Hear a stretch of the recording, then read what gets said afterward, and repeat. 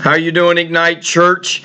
What I want to do is I want to share with you each month, and this kind of encourage you in your leadership, deal with some leadership principles that maybe can help us get better. I want to sharpen our leadership and enable us to better lead people to become fully devoted followers of Christ. First of all, I want to thank you for your service. Ignite does not exist unless we have a great group of volunteer leaders every week. I appreciate each and every one of you.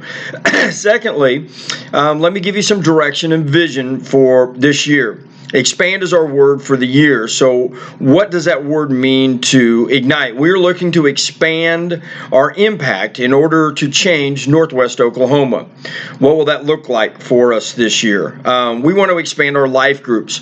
We started many years ago with one life group. Currently, we have 12 life groups that are meeting, and we're getting ready to launch our 13th life group. The numbers attached to those group equals about 150 people, and that includes kids as well as adults. There's a little bit of overlap in some of the groups, but for the most part, they're all in just one group. That number includes the people that are involved in those life groups, which equals about 40% of the people that come on Sunday mornings. Now, the average in most churches is about 25%, and so we're doing really great. But I really believe the key to our church and our success and our expanding is that we enlarge those life groups to the point that we are at 50 or 60%. What does that mean for the year? It means that we're going to need to add about another 5 to 7 life groups. I believe that they're not always going to be large groups. Sometimes they're going to be groups that are pretty small. They're pretty distinct in what they do. For an example, maybe we have an exercise walking life group. Maybe it means we have a life group that gets together and they just read books together, Christian books or some other book study that they want to be involved in. Maybe it means it's a group of professionals or leaders in our community that maybe even aren't going to our church yet, and we just spend some time with them. Whatever it is, it's just unlimited, the amount of life groups that we have the opportunity to start, and the results are going to be eternal in that. We also want to expand our volunteer list. Currently, we have about 75 volunteers that make Sunday morning happen. And again, I want to thank every one of those volunteers that make that happen, because without you, we would never be able to do anything that we're doing. But I really want to see that number grow to 150.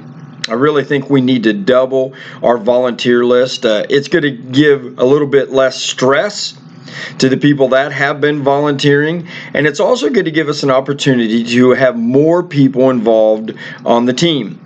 Well, how do we do that? Well, that's really going to come a lot down to you personally inviting. Now, we talked about last week from the stage that very seldom do we get many volunteers that come out of a plea that comes off the stage, but it's when you meet with somebody one-on-one, and you see them every week. You see them standing around, you see them not involved. We're just going to have to get out of our comfort zone a little bit, walk up to them and go, hey, I see you here every week. If you don't know their name, find out their name and go, I would really love for you to be on my team. It might be a little uncomfortable to some of you, but I really believe as you start doing it, you're going to find out that people want to serve. They want to be a part of the team. In Matthew chapter 9, verse 38, it says, ask the Lord of the harvest, therefore, to send out workers into the harvest field. Ask God, and therefore we got to go out and start asking people as well. We're going to be his mouthpiece. We're going to share with them the vision of the church that we want to expand, and we want them to be a part of it. I really believe that we're going to hit the 500 mark in our Sunday morning experience this year. And so with that great increase of people, we're going to need a great increase of volunteers. And then I want to encourage you to change your community.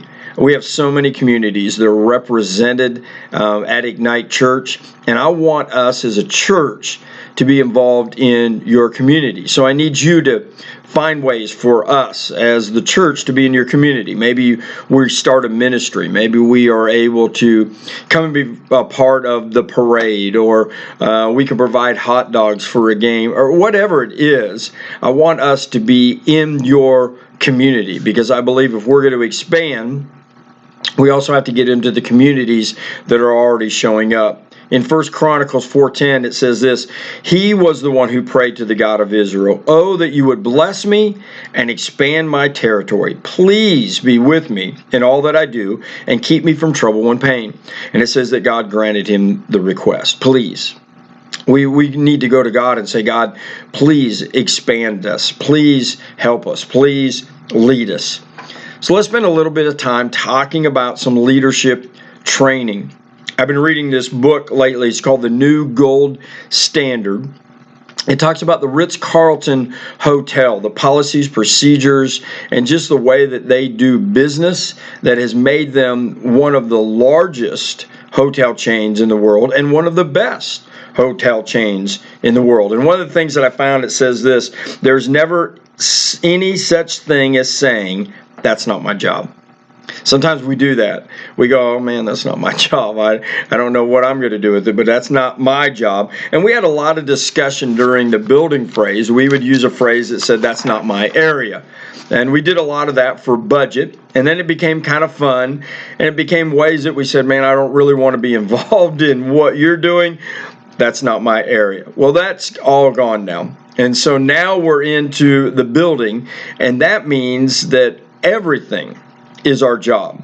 We're not going to use that phrase, that's not my job. It's not the language that we want to be using regarding the church. Everyone is responsible for everything that they can handle. You might not know everything about what needs to be handled, even though I would encourage you to really get a good concept of what goes on every Sunday morning. If it's something that you can't deal with, then I want you to find the leader of that area and take that person with the question to them and go, hey, we don't have an answer together, but what we want to do is we want to find out the answer to that. We must always work not to confuse title with importance. We might have a title of the area, but importance, everybody's going to do everything that they can do in order to help people feel comfortable, to feel relaxed, in order that they can hear from God. Whoever receives a complaint, this is the second part of it, will own it. Resolve it to the person's satisfaction and follow up with that area leader to make sure we get it taken care of and hopefully avoid it happening again. If you get a complaint, own it. Don't point down the road and go, man, I don't know. That's not my area. That's not my job. That's all on them. Take care of the complaint. And maybe it's some simple things. They don't know where the toilet paper's at. They're out of toilet paper. They're out of paper towels. Don't pass it on to somebody else to do that. Take care of that for yourself. It might be those small things, or it might be somebody saying, hey, I want to get involved in the church. I want to join a life group. I want to volunteer. For your information, then, they can go to the webpage, ignitechurchwoodward.com. And on there, there's going to be a tab that they can sign up to volunteer. If they need some information or send an email to the church, they can do it directly from our webpage. It's really easy to remember. They can do it also. They can just send us an email, ignitechurchwoodward@gmail.com. But whatever it needs to be done, we want to make sure that we help people get where they need to be getting. Regarding life groups, I really encourage you to know what the life groups are. You don't need to know maybe everything, but you should be able to know, hey, they meet on this night. This is who they're trying to reach.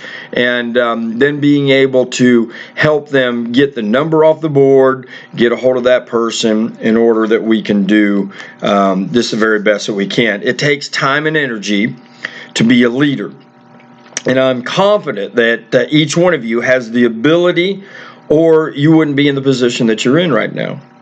Jesus said it like this in Matthew 20:28, just as the Son of Man did not come to be served, but to serve. So let's recap just a little bit. There is no phrase, "That's not my job." Whoever receives a complaint will own it. We are involved in the greatest work possible, leading people to become fully devoted followers of Christ. We're all about the capital C church. The local church is the hope of the world, and we can accomplish infinitely more together than apart.